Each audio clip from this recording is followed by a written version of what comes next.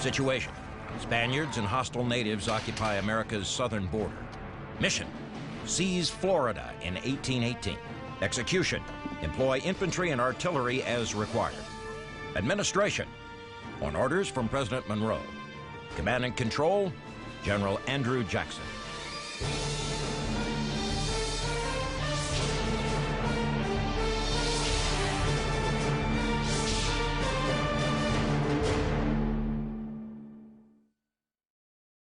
Welcome to Conquerors. I'm Captain Dale Dye.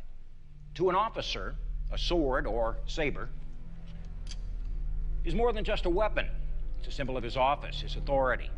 And in 19th century America, no one knew that better than Andrew Jackson. To his enemies, he was the Napoleon of the woods, a tyrant in the making. To his friends, he was Old Hickory, a tower of strength when the nation needed it most. In 1818, Jackson fought a war against the Seminole Indians and conquered the former Spanish province of Florida. It was an outrageous act that raised fears about what Jackson might conquer next. Would it be more foreign territory or the White House? 21 November 1817. Seminole Indians ambush an open boat carrying 51 American citizens as it travels up the Apalachicola River toward Fort Scott in southern Georgia. The Indians butcher 46 people. Only 4 get away and 1 is taken captive. The bloodbath was not an isolated incident, but rather the latest round in a simmering conflict on America's border with Florida, then a Spanish colony. Spain had very little control over Florida. They maintained very small garrisons, few troops, and very little influence over the area.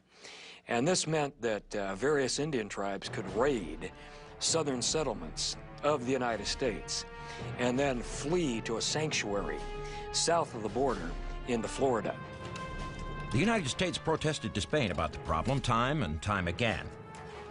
2 countries even signed treaties to officially try and stop the cross-border incursions. They were sabotaged, however, by British agents actively instigating the Indians. The brutal attack on the American boat changed U.S. military strategy. Instead of just trying to stop Indian border raids, a new mission emerged: seize Florida from Spain.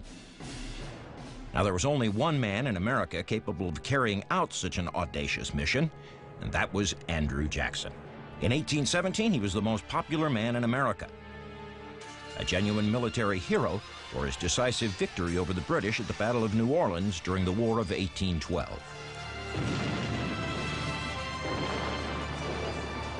The fledgling nation could depend on Old Hickory. Jackson got his nickname because hickory was the toughest wood in the forest, and it was used for axe handles and things like that. And his soldiers called him Old Hickory because they thought he was so tough and completely indestructible. Indeed, he seemed to defy the laws of physics. After taking a bullet close to his heart in a pistol duel, Jackson shot his challenger dead. Too deep to be removed surgically, Jackson lived the remainder of his life with the bullet buried in his chest. During the War of 1812, Jackson had also earned a reputation as a fearless Indian fighter for defeating Britain's allies, the Creek Indians, on the southern frontier. They called Jackson Sharp Knife because he cut them deeply. He carved out 23 million acres of their land, including more than half of present-day Alabama and part of southern Georgia for the United States. Jackson's personality was that he was ruthlessly violent against anyone whom he considered an inferior who tried to challenge him. And that would certainly include Indians whom he regarded as racially, morally, culturally inferior to white Americans. But Jackson couldn't quickly subdue all the Indians on the southern frontier. These holdouts coalesced into the Seminole tribe and vowed to continue the fight. The people we call Seminoles were essentially lower Creeks, with the addition of some members of other tribes who had been driven southward. The Seminoles were known for being aggressive and brutal as the Americans were. The Seminoles would frequently cross the border between Florida and Georgia and attack American settlers. In fact, they claimed that much of this land belonged to them, that it had been improperly seized by Jackson at the Treaty of Fort Jackson that ended the Creek War that had occurred just a few years earlier. And they were not about to recognize the legitimacy of the American claim. So when they found Americans there, they attacked them. And then when the Americans counterattacked, they fled back into Florida where they knew they would be protected. By the height of the raids, Jackson was a major general in the U.S. Army and commanded the 7th Military District, which included much of the South. To Jackson, the Seminole raids into areas under his jurisdiction called for an invasion of Florida. Of immediate concern to Old Hickory was the so-called Negro Fort, located 60 miles south of the Georgia-Florida border. Slaves could escape from plantations in Georgia, head south to Negro Fort, where they were welcomed by the British. The British would do anything they could to foment unrest on the American frontier. Well, there they armed the runaway slaves and, in fact, dressed them in British red coats. And there were probably about 300 of these runaway slaves there, as well as a number of Indians who came into this fort for muskets, for gunpowder, before they perpetrated another raid on the American frontier. In the spring of 1816, Jackson wrote to Spanish authorities in Florida demanding they dismantle the fort. But the Spaniards lacked the military might to do so. That left Jackson no choice. Soon after, he ordered General Edmund Gaines to destroy the slave stronghold.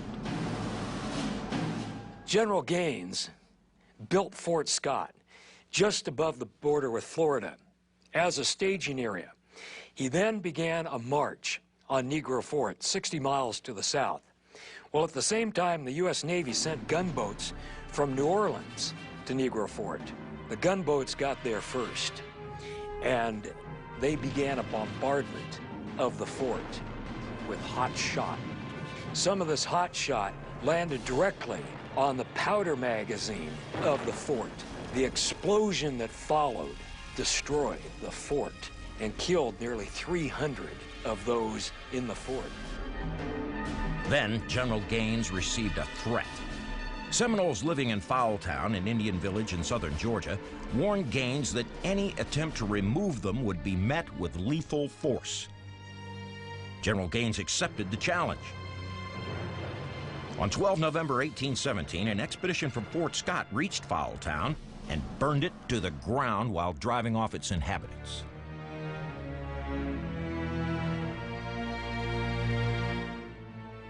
Nine days later, the Seminoles took their revenge on the boat carrying the American citizens. With that new round of violence, President Monroe ordered Jackson to take personal command of the operation. Old Hickory now believed that the only way to end the conflict with the Indians was to seize Florida outright from Spain. He assured President Monroe he could get the job done in 60 days if the president so desired.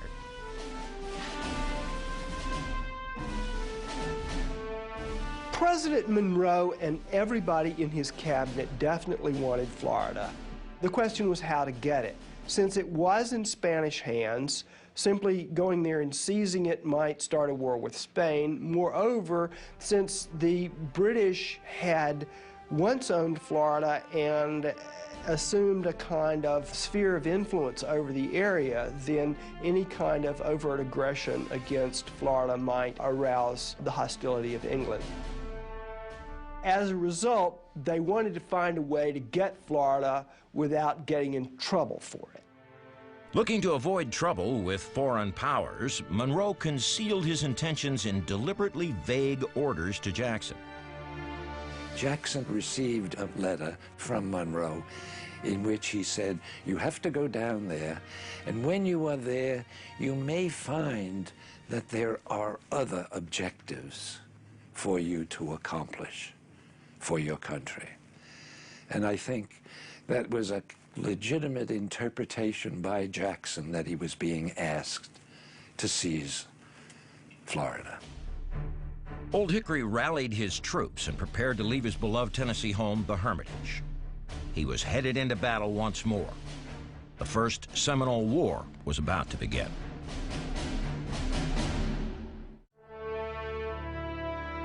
January 1818.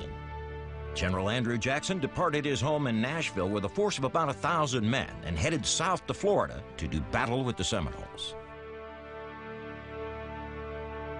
The primary tool of conquest was the Springfield musket, the standard military long arm of the time. It fired a .69 caliber solid lead ball out to a range of about 100 yards, depending on wind and weather. The problem was, it took a soldier quite some time to load ball and powder, ram ball and powder, return the ramrod, and then prime the pan with powder, close the pan, go to full cock, and then fire.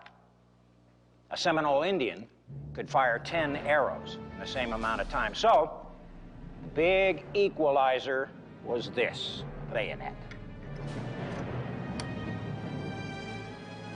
Jackson's ultimate mission was to conquer Florida, the Spanish province that provided Indians safe haven after they'd raided American settlements. It was an audacious goal, but one that Old Hickory was determined to achieve by any means necessary. Andrew Jackson did not believe the laws of political gravity applied to him. He was his own man in his own way, and there was about him a native intelligence, an instinct. We call it street smarts today. He knew what he was and who he was. His problem was, and it was a serious problem, he had this ungovernable temper, and the slightest affront could set him off. I mean, when he goes to engage in the Seminole War, you have to remember that he's carrying bullets, sword scars from fights and duels in which he had engaged. He was a violent man.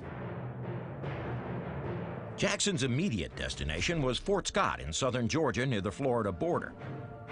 Jackson marched his army the 450-mile distance in just 46 days. Now that's a quick pace, despite heavy rains that turned roads into mud.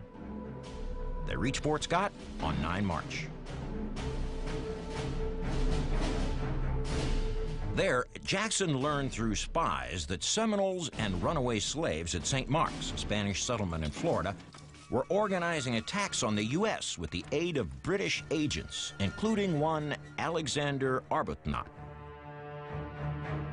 Alexander Arbuthnot was a Scot.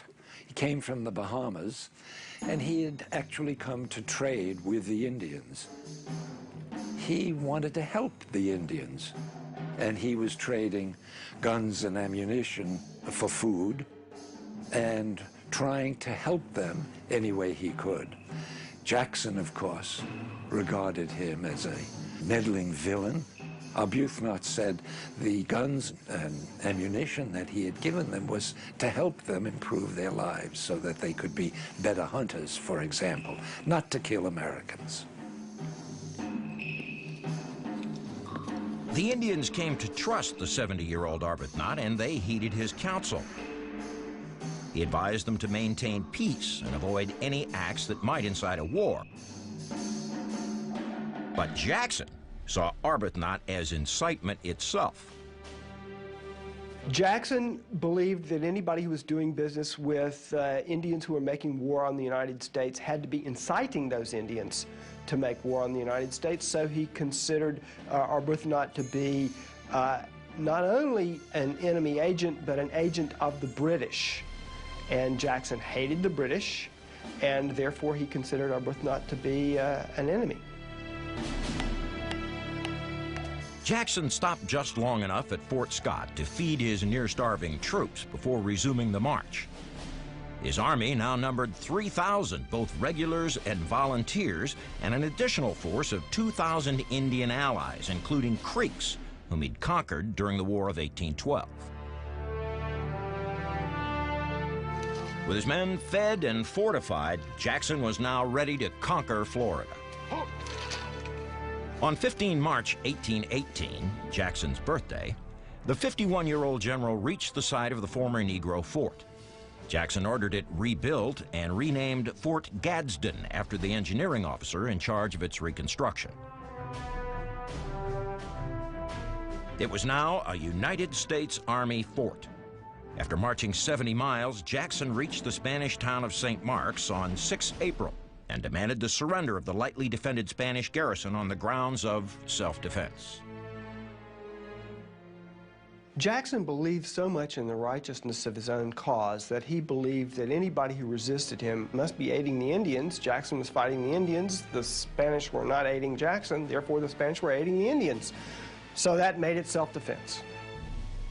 The Spanish commander at St. Mark's surrendered the fort to Andy Jackson without firing a shot. In fact, Andy Jackson sent him letters that suggested the two should be working together to control these renegade Indians who were raiding American settlements. And the Spanish commander, by treaties between Spain and the U.S., was supposed to be cooperating in this. But the Spanish commanders generally winked at the Indian raids. The Americans occupied the fort, lowered the Spanish flag, and raised the Stars and Stripes. Jackson found St. Mark's empty of the hostile Seminoles he'd hoped to crush. He suspected that someone had tipped them off and they'd escaped before he got there. But Jackson did capture Alexander Arbuthnot, the noted Scotch villain, as he described the traitor, and he held him over for trial. 2 days after seizing St. Mark's, Jackson moved his army toward the town of Chief Billy Bowlegs, which was 100 miles to the east. Jackson believed the capture of that town would deal a major blow to Indian resistance to American settlement on the southern frontier. On the way to Chief Billy Bowlegs, Jackson's troops fought 2 brief skirmishes with hostiles.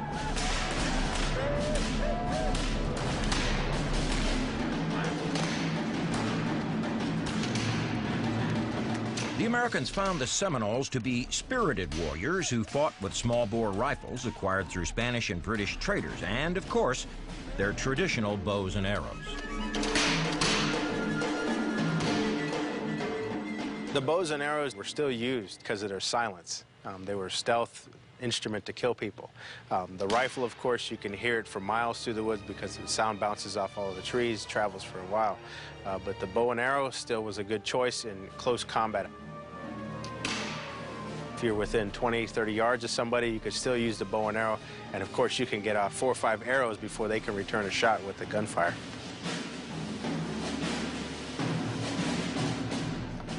But despite their stealthy tactics, the Indians proved no match for Jackson. He extended his flank columns to squeeze the war parties, forcing them to retreat.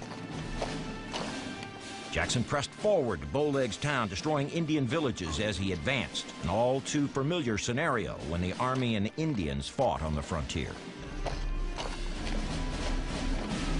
What would typically happen is that the warriors would seize the opportunity to attack the Americans, which unfortunately left the towns undefended, and the Americans could go in, burn the town, kill all the cattle, capture the women and children, destroy the corn, and then at that point the warriors could be picked off at leisure. That's the way they had done it in Georgia and South Carolina and North Carolina, and that's the way they did it in Florida. In his wake, Jackson left a trail of destroyed Seminole villages.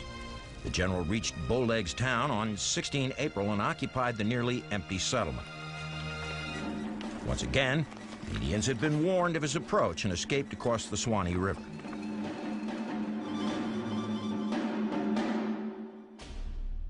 A few days later, a dashing former British Marine officer, Robert Ambrister, arrived in town, unaware that Jackson had already occupied it.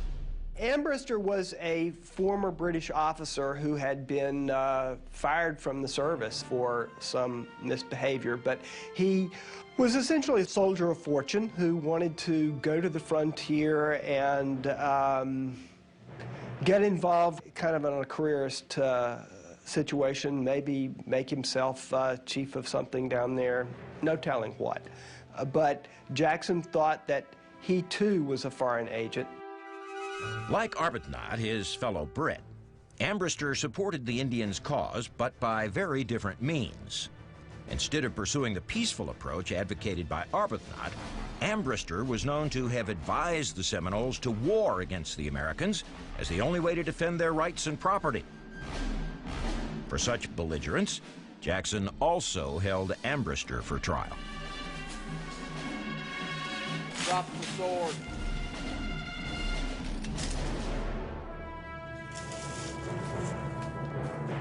There was still more evidence of British interference in frontier affairs. While occupying Bowlegs Town, a letter was found written by Arbuthnot which warned of Jackson's approach.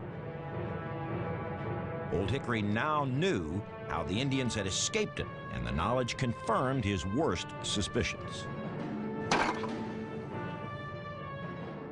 Essentially, Jackson was taking the position that the Seminoles could not be causing all this trouble by themselves. They had to be stirred up by outside agitators. The most plausible outside agitators were the British, whom Jackson thought were the enemies of the Americans up, down, and sideways, and had to be resisted at all cost. In retaliation, Jackson torched Bowlegs Town. The Indians retreated further south into the swamps where they posed no immediate threat to American settlements across the border. For Jackson, the Seminole War was on hold, in his words, for the present. He returned to St. Mark's, blistering through the 100-mile distance in just 5 days. There, he convened a court to try Arbuthnot and Ambrister. But in Jackson's mind, they were already guilty. What he planned next would cause an international incident. Andrew Jackson's conquest of Florida depended not only on stopping Indian raids, but on ending foreign interference on the frontier. By bringing the two Seminole advocates, Arbuthnot and Ambrister, to trial, he intended to make an example of them to the world, whether or not he had the legal authority to do so. As far as Andrew Jackson was concerned, he felt he did have that authority. And it's still, I think, a matter of debate. He need not have tried them. He should not have tried them. He should have referred them back to Washington because they were foreign nationals. They were British subjects. And the problem it would cause the administration to execute these men was enormous. Jackson had no international legal precedence for such a trial, but nonetheless, as Jackson was wont to do, he charged ahead. In his own mind, and in fact in the minds of most Americans, especially those on the frontier, he was absolutely justified. Jackson may have also felt justified for putting Arbuthnot and Ambrister on trial as a means to exact vengeance on the British. He had a long-standing hatred of them, dating back to when the Redcoats captured him as a militia boy during the Revolutionary War. There's a very famous story where a British officer demanded that Jackson clean his boots. Jackson said he was a prisoner of war and not a servant. He wouldn't do that sort of thing, so the British officer slashed him across the face with a saber, and Jackson carried that scar for the rest of his life. Jackson lost his brother. His father had been dead already, and then his mother went off to nurse some other relatives who were also captives of the British, and she died. So at the end of the American Revolution, Jackson had lost all of his family, and he could blame it on the British. In a child's mind, it's easy to understand that. So he added the normal hostility to the mother country to this kind of personal hatred. Returning to St. Mark's after burning the Indian settlement of Bowlegs Town, Jackson handed over Arbuthnot and Ambrister to a special court of 13 officers, presided over by General Gaines. Court convened on 26 April. Arbuthnot was charged with acting as a spy and inciting the Indians to war. Ambrister was charged with aiding the enemy and assuming command of the Seminoles to wage war on the United States. Each man, without benefit of legal counsel, defended himself against the charges. After several witnesses testified, the court deliberated.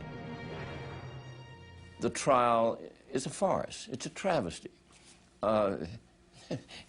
13 officers are going to try him, all of them right under Andrew Jackson's thumb. He wants to kill him. He wants to execute him.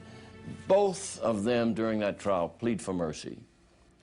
And in my judgment, they're entitled to mercy. I don't see how you send them to prison, much less execute them, but Jackson had it in his mind that he was going to make an example of them. He was going to send a message to those Brits. The court returned its verdicts on 28 April.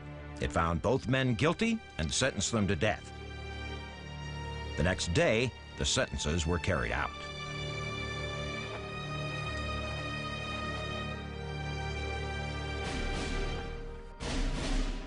Arbuthnot was hanged. Ambrister was sentenced to be shot, but a member of the court requested a reconsideration, and the court changed the punishment to 50 lashes and confinement with a ball and chain for a year. Jackson, however, believed Ambrister was an outlaw who deserved to be shot.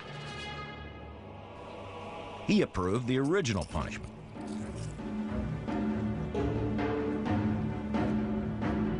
Hi, man. Load. Jackson overturns his own court. He kills them both. Hey. Hey. Fire. One more time, he couldn't control his passion. And it's sad. It's a sad moment in our history. The capture, conviction, and execution of Arbuthnot and Ambrister caused an international furor, especially in Great Britain, where many considered Jackson's action an act of war. There was a lot of angry talk in the British newspapers. The idea that His Majesty's subjects could be wantonly put to death by an American commander who was outside of his own country was outrageous to British public opinion. But by the time Parliament got around to debating the issue, time had passed, and the British realized that they didn't, just like the Americans didn't want to go to war with Britain right then, the British didn't want to go to war with America right then either, and therefore they were willing to let the matter die. For his part, Jackson made good on his word to end foreign interference on the frontier. In his mind, that's all that mattered, even if it did reveal the ruthless side of the hickory-hard will that drove him. The execution of Ambrister and Arbuthnot showed Jackson's capacity for scapegoating. They showed his capacity for acting in disregard of the international implications, and it showed his determination to inflict violence on anybody that crossed his path. The Seminole Indians came to recognize that Andrew Jackson was a very vengeful man. He executed Indian chiefs when he captured them, and that he would even execute English nationals, men they thought who had authority from the crown. And some of them said, all he had to do was look at us and we died. For them, Andrew Jackson was no one to mess with. Jackson didn't even witness the executions of the men he put to death. While Arbuthnot dangled from a noose and Ambrister bled, the general simply resumed his campaign to run the British, the Seminoles, and the Spanish out of Florida. He marched toward Pensacola, the center of Spanish power in Florida. Conquest was at hand, but so was more controversy. In Andrew Jackson's mind, the only way to make the southern frontier truly safe from Indian aggression was to seize Florida outright from Spain. An outrageous move for anyone else, but for Jackson, it would be business as usual. In his own mind, as it was always the case, there was self-justification. It's in the interest of my country, and when it comes to the interest of my country, my love of country puts my actions above any orders, any directives, any authority, even that of the President of the United States. On 24 May 1818, Old Hickory and his army arrived in Pensacola, the center of Spanish power in the province. Jackson easily captured the lightly defended town. The Spanish governor, Colonel Jose Massat, and 300 men retreated to Fort Barrancas, situated on a bluff overlooking Pensacola Bay. Here, Massat made his last stand. Jackson demanded Massat's surrender, but the Spaniard refused. And with that, Jackson prepared to fire on the fort with a 9-pounder and 5 8-inch howitzer batteries. The term 9-pounder referred to the weight of solid shot that Jackson's artillery could throw, and not to the field artillery piece itself. Jackson's artillery could fire a 9-pound ball like this out to a range of about a half a mile, and it was usually against fortifications. This little ball could do a lot of big damage, and Jackson had absolutely no problem with using his artillery in the conquest of Florida. Under cover of night, he moved some artillerists up to a hill 300 yards west of us, another to a hill 700 yards north, and positioned the men pretty much right under the Spanish guns. In the morning, he demanded surrender again. They refused, fired cannons to try to dislodge his artillerists, and once Jackson realized they were not going to turn the fort over, he opened fire. A spirited fight followed. Massat, realizing that he was outnumbered 10-1, quickly surrendered. With a minimal show of force, Jackson had effectively conquered Florida. He issued a proclamation justifying his action again on the grounds of self-defense and announced the establishment of a provisional government.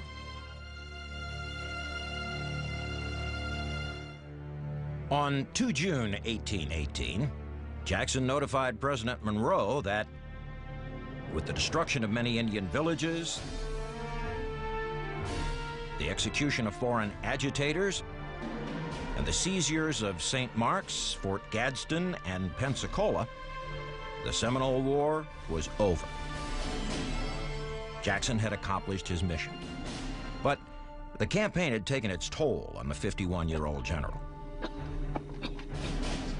At the end of the Seminole War, Andrew Jackson wrote home to his wife and said he was absolutely exhausted, that he had lost weight, that he had a terrible cough. I don't doubt that he had a case of dysentery, but he was very weak, and he was very anxious to get home so that he could recover. It was only Jackson's poor health that stopped him from taking his mission to a new extreme, Cuba. Having struck fear into the hearts of the Spaniards, Jackson was confident he could conquer that Spanish territory as well.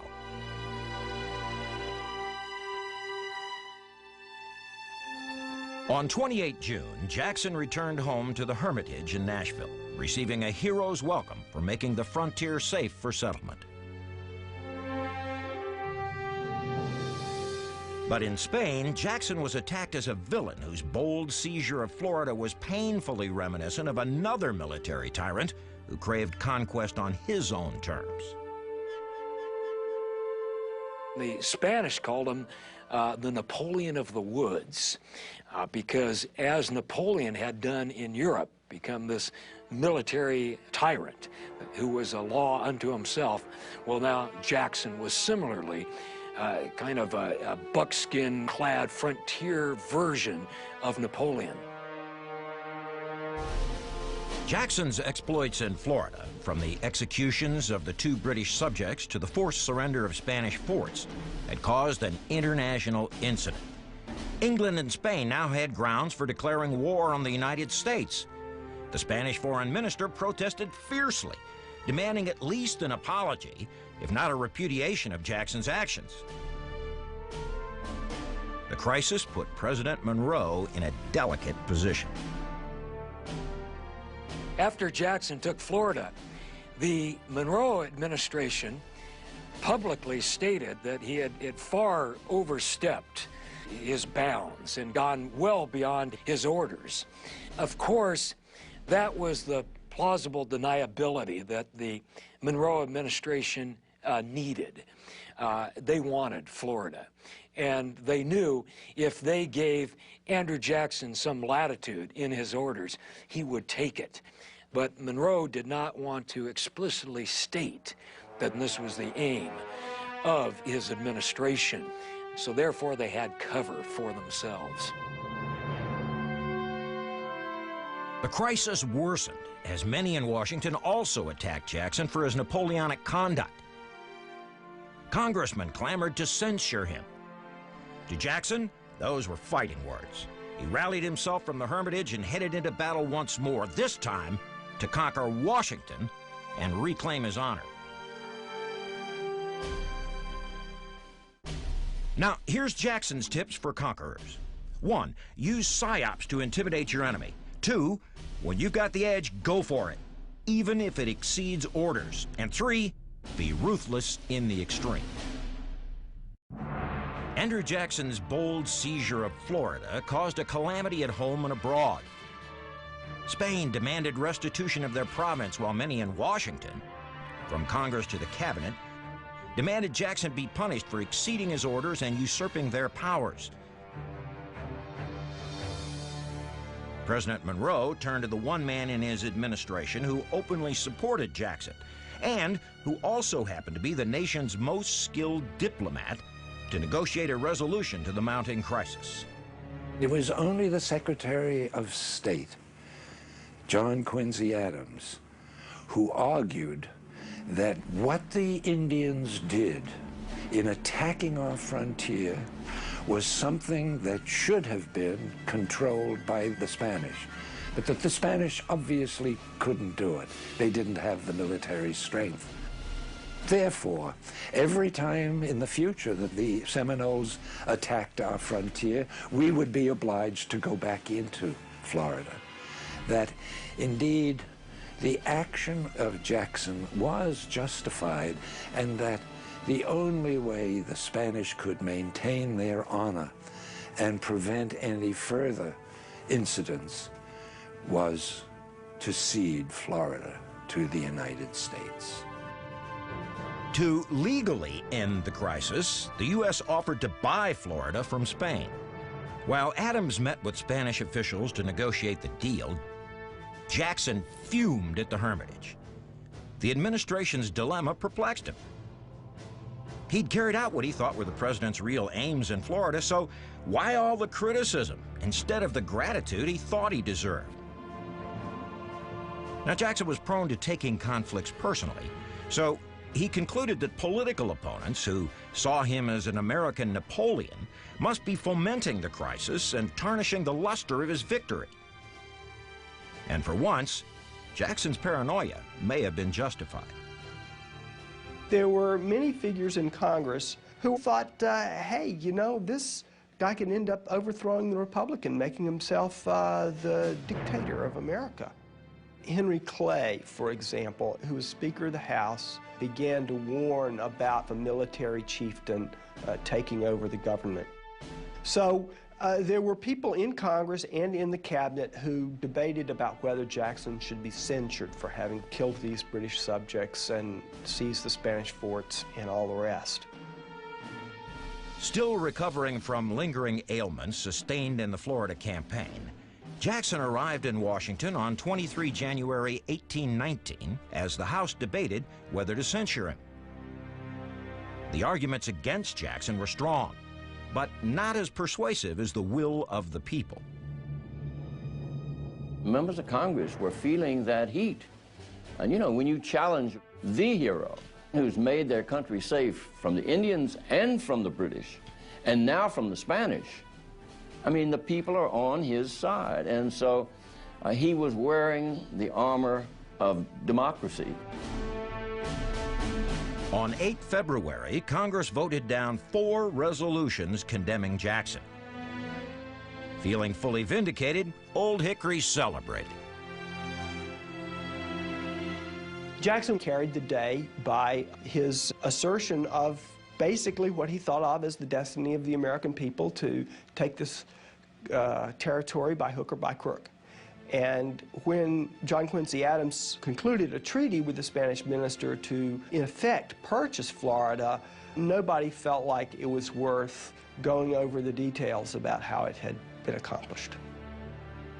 John Quincy Adams had great political savvy and also great experience. He was able to soothe all these ruffled feathers. And in fact, behind the scenes, at meetings of Monroe's cabinet, John Quincy Adams staunchly and vehemently defended the actions of Andy Jackson, because those were the actions that everybody really privately wanted. Jackson's popularity skyrocketed. The following week, he was literally mobbed by hordes of adoring citizens while visiting New York City and Philadelphia. On 22 February 1819, the Adams-Onis Treaty was signed. Spain ceded the territory formerly known as East and West Florida to the United States at a cost of $5 million in assumed claims against Spain. It was a minuscule sum, equal to about $130 million in current values, the approximate value of a single high-end Florida property today. For Jackson, who always linked his personal rise to that of the nation, the acquisition of Florida was a boon to his political prospects. Although Jackson's actions in Florida may have caused international furor for a time that quickly died, the American people loved him for it and endorsed his actions.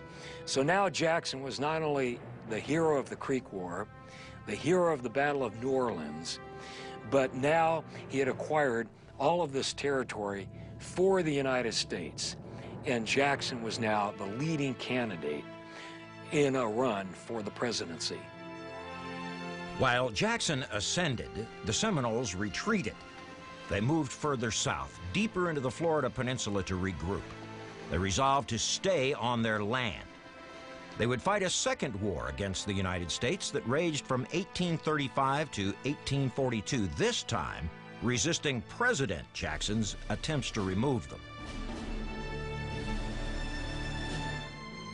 The Seminoles did not surrender then or ever. We really don't see him as a conqueror, at least not in Florida, because if he had conquered us, I wouldn't be here giving this interview today. Neither would the Seminole tribe of Florida exist, but we do. We're here, we're still thriving.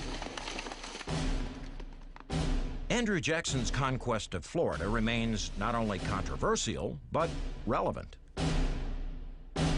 How do we go about protecting our independence, especially when it is jeopardized by enemies who are ready to invade this country one way or another and change our form of government?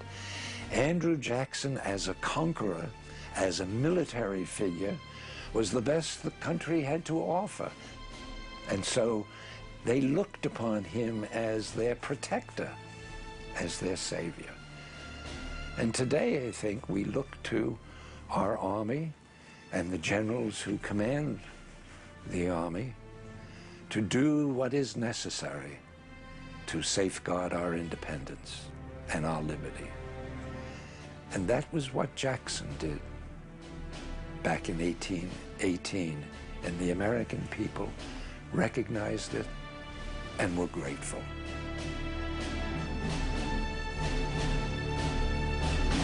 In 1821, Andrew Jackson served as the first territorial governor of Florida, but he had higher aspirations. In 1824, he lost a bitter presidential election to his one-time supporter, John Quincy Adams. Jackson ran again in 1828 and was elected, but he seems to have preferred the role of conqueror to chief executive. While in the White House, he demanded to be addressed not as Mr. President, but as General Jackson.